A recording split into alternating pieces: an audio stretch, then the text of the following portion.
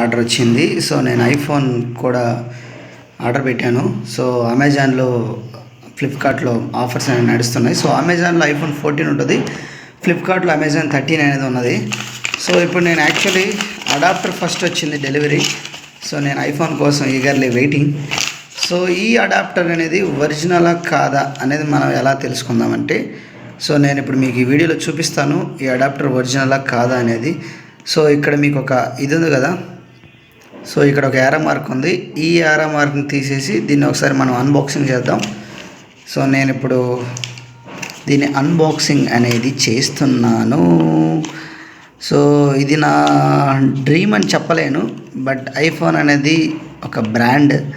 So నేను ఇంతవరకు mobiles పైన ఎక్కువ అమౌంట్ ఖర్చు పెట్టలేదు. ఇన్ఫ్యాక్ట్ నేను మొబైల్స్ కూడా ఎక్కువ కొనను.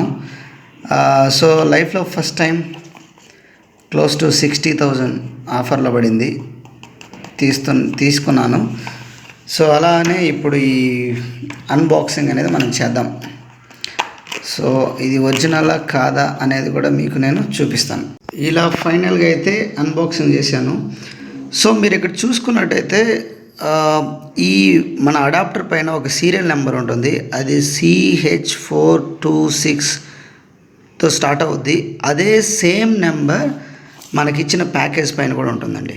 సో ఇక్కడ మీరు చూస్తున్నారు కదా, C4H25161E7XP70RB8. సో ఈ సీరియల్ నెంబరు, ఇక్కడ ఉన్న సీరియల్ నెంబరు రెండు మ్యాచ్ అవుతాయి. సో అప్పుడు దాన్ని ఒరిజినల్ అని మనం కన్సిడర్ చేసుకోవాలి.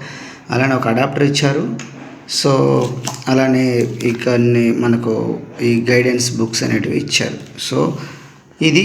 సో ఇలాంటి మరిన్ని వీడియోలకి మన ఛానల్ని సబ్స్క్రైబ్ చేసుకోండి.